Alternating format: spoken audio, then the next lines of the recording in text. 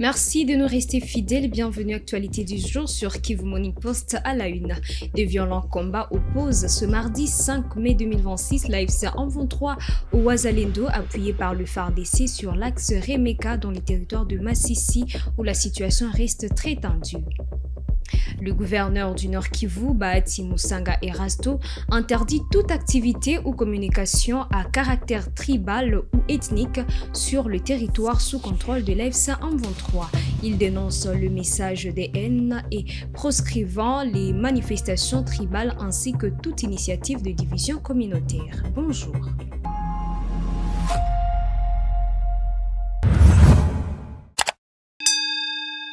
Des affrontements intenses ont été signalés ce mardi 5 mai 2026 sur l'axe Remeka dans le groupement Oufamando, territoire de Massissi, à l'est de la République démocratique du Congo. Selon des sources locales, les combats opposent les combattants de l'AFC M23 aux miliciens Wazalendo alliés au FARDC. La zone reste sous forte tension marquée par des détonations d'armes lourdes et légères entendues à plusieurs kilomètres, rapporte une source de la société civile locale. Wanapigana kule Ufamando, walishashuka kule Ufamando, wanapigania pale Kirundo, lakini hali mbaya. Walishaingia mule munani.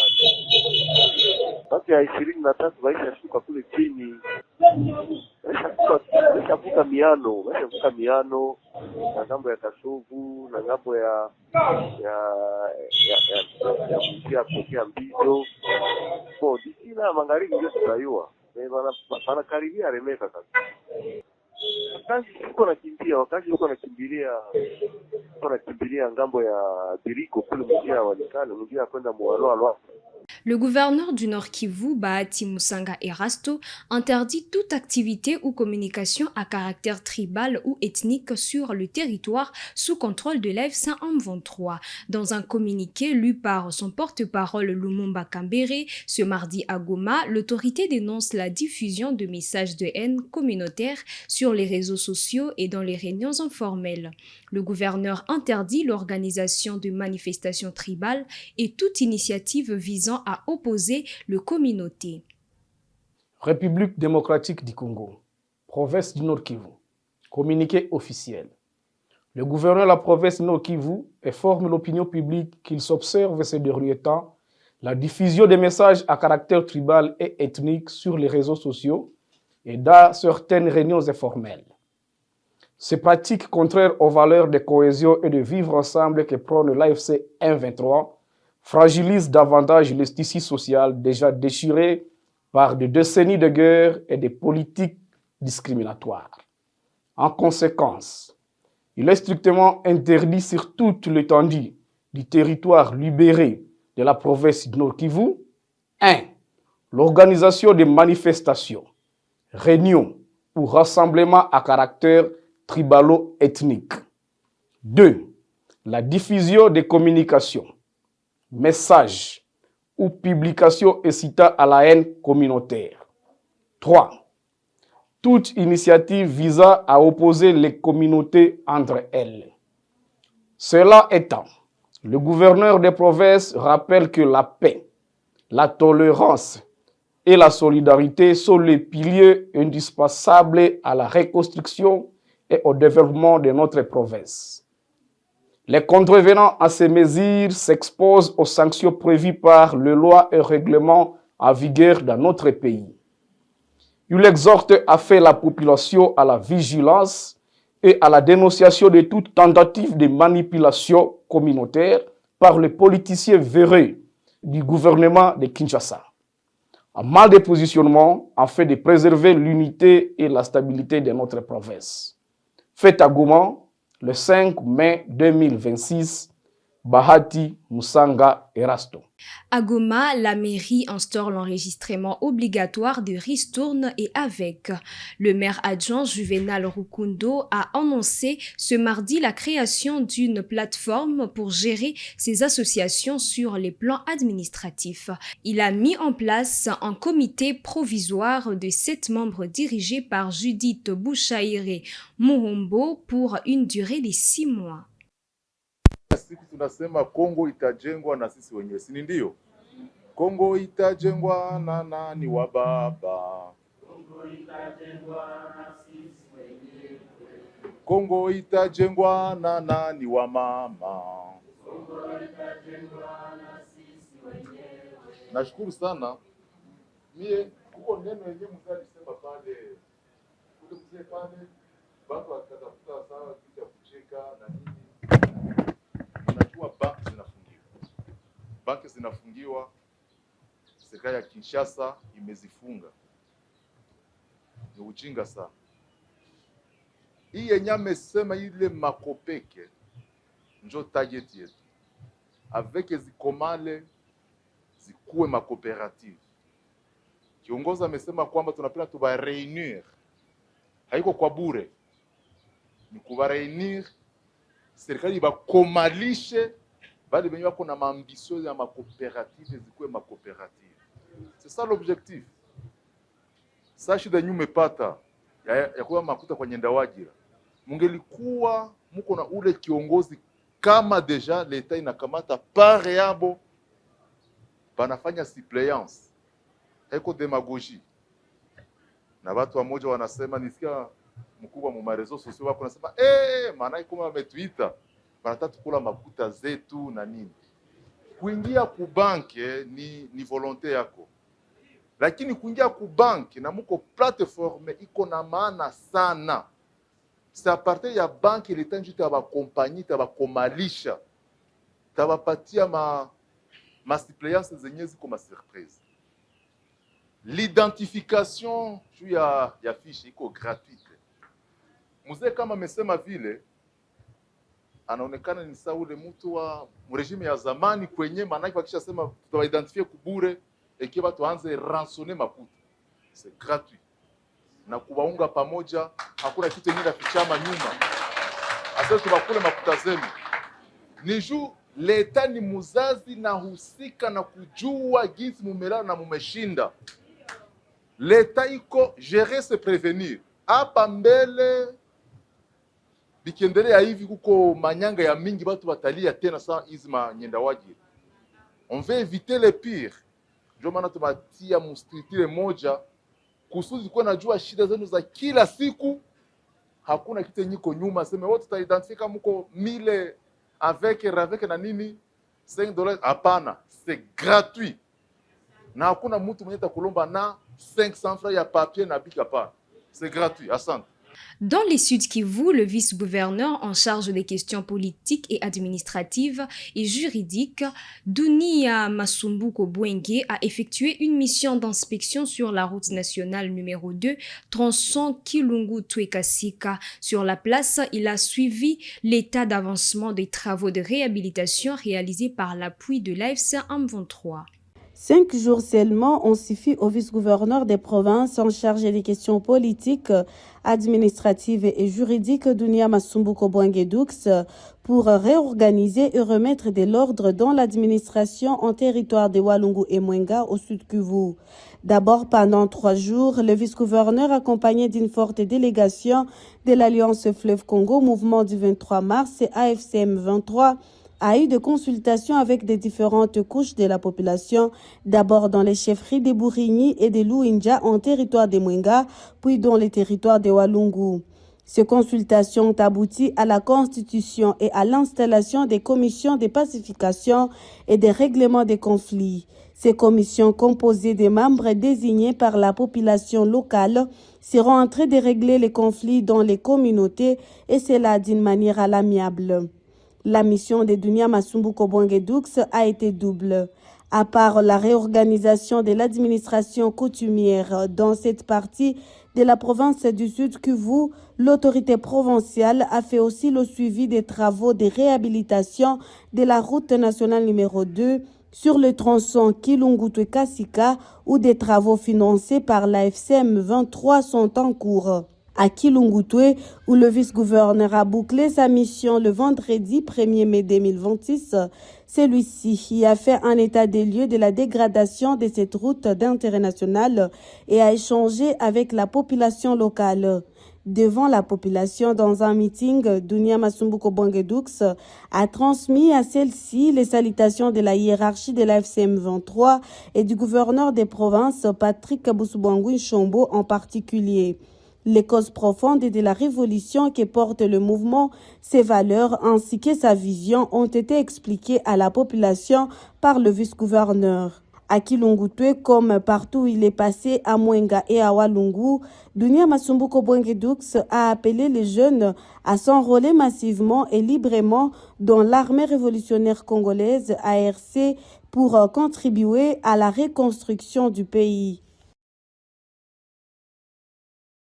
12 présumés criminels accusés d'avoir commis plusieurs assassinats à Kalemi, Kolwezi et Lubumbashi ont été interpellés par le groupe de recherche d'investigation criminelle. En leur possession, 2 armes de type AK-47, 5 chargeurs garnis et plusieurs munitions. Reportage. Les groupes de recherche et d'investigation criminelle, dirigés par le colonel Simplice Tikala, a présenté au commissaire provincial de la police nationale congolaise du Katanga, le général Blaise Kilimbalimba, 12 présumés criminels accusés d'avoir donné la mort à plusieurs personnes, notamment à Lubumbashi, Kalemi et Kolwezi, en sémant la terreur et panique au sein de la population. Ces présumés malfrats détenaient des armes AK-47, 5 chargeurs garnis et plusieurs munitions. Les criminels que vous voyez sont devant vous font partie d'une méga-bande constituée en plusieurs bandes qui opèrent dans toute la province du Katanga et du Bala. Le premier, c'est Biamungu alias Tages. C'est un grand criminel de renom. En 2020, en 2019 ou 2020, ils avaient opéré en pleine journée. Ils avaient braqué la banque, la Raobank, sur l'avenue Senghor.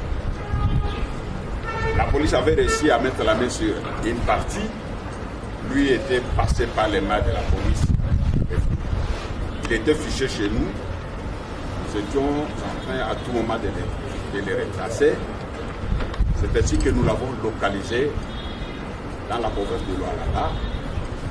Il venait l'opérer ici, il va se réfugier. Nous avons envoyé une équipe. C'est ainsi que nous avons réussi à mettre la main sur lui et ses 3 complices. Amis, il fait partie de cette bande. Mon général, l'année passée, il y a eu une grande évasion dans la prison de Kalemi. Il fait partie des grands meneurs qui avaient facilité cette évasion massive. Il est dans le pays. Il opère avec ses dés. Le général Blaise Kalimbalimba a déployé de patrouilles mixtes et intensifié le checkpoint pour traquer les bandits et les détenteurs illégaux d'armes à feu à Lubumbashi. Il annonce que tout militaire ou policier porteur d'armes sans ordre et de mission sera arrêté et traduit en justice. À Lubumbashi, l'autorité policière durcit les temps face à la montée de l'insécurité. Tout militaire ou policier en divagation, porteur d'armes sans bulletin de service ni ordre de mission sera désormais arrêté et traduit devant les juridictions compétentes. Cette décision ferme a été annoncée par le commissaire provincial de la police nationale congolaise du Haut-Katanga, le général Blaise Kilimbalimba, lors de la parade hebdomadaire tenue ce lundi 4 mai 2026 dans l'enceinte de l'état-major commandement. Pendant cette rencontre stratégique, à l'intention des officiers supérieurs et officiers subalternes de la garnison de Lubumbashi, le général Blaise Kilimbalimba a insisté sur la nécessité de renforcer la discipline au sein des forces de sécurité et de défense. Cette mesure s'inscrit dans le cadre de la lutte contre le banditisme urbain et la criminalité qui préoccupe la population ces derniers temps. Sur l'instruction du commissaire provincial, des dispositifs sécuritaires ont été immédiatement déployés, notamment des patrouilles mixtes, police de police et police militaire à bord des jeeps, afin de traquer non seulement les éléments incontrôlés, mais aussi tout détenteur illégal d'armes à feu.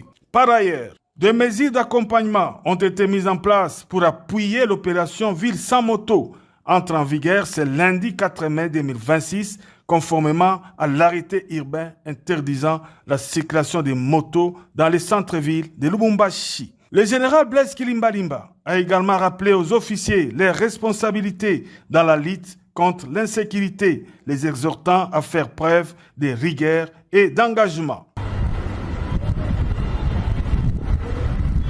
Je vous ai rappelé tout ce qu'il y a eu comme succès. Je viens de vous donner les directives par l'instauration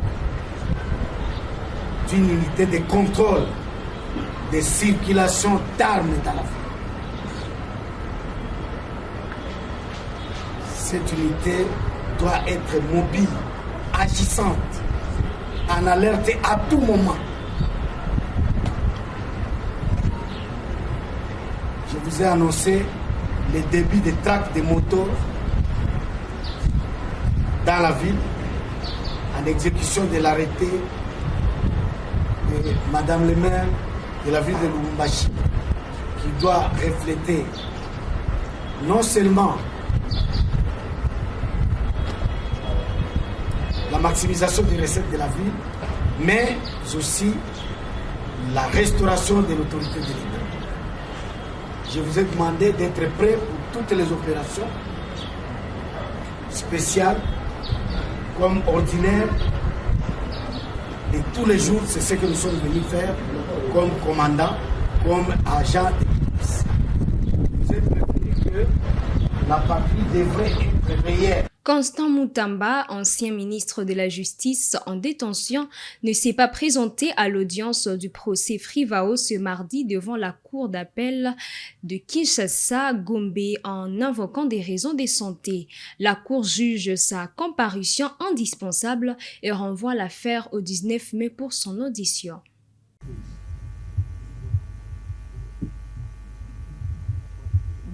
Okay. Voilà la position de la cour. Après concertation avec les membres de la Cour fera droit à la position du ministère public, dans la mesure où M. Mutamba a été atteint personnellement et il a présenté ses excuses légitimes conformément à la loi. Parce qu'en annexe, il a produit une attestation médicale, il a écrit également une lettre pour présenter ses excuses. Étant donné que la comparution de Mutamba s'avère nécessaire pour la poursuite de l'instruction de la cause, comme le ministère public l'a bien si expliqué, donc il devra être confronté avec certains témoins que nous avons cités ici. C'est comme ça que la Cour a fait revenir les témoins, notamment les DG de la SNEL, des DIVO et la Société Congo Énergie. On va devoir lui accorder suffisamment de temps pour qu'il se rétablisse. Donc, on va renvoyer, combien? On va devoir la renvoyer la cause à 2 semaines. Nous sommes les 5. La Cour pense que dans 2 semaines, il pourra se rétablir et se présenter devant la justice pour apporter de la lumière autour de ces dossiers de Frivao. Ok, la Cour renvoie au 19 mai. Au 19 mai, suivez 2026. Au 19 mai, la remise est contradictoire à l'égard des témoins, tous les témoins qui sont présents ici dans la salle, sauf il fallait réciter les PCA, l'ancien PCA de Frivao. Ça va? Ok. Également de la Raobank. Raobank également, veuillez bien noter. Bien acter que la Cour va devoir réciter les témoins, Raobank, et puis ancien PCA de Frivao. Ok. C'est tout pour cette actualité du jour, mesdames, messieurs. Merci à vous de nous avoir suivis du début à la fin. On se fixe rendez-vous pour de prochaines actualités. Portez-vous bien.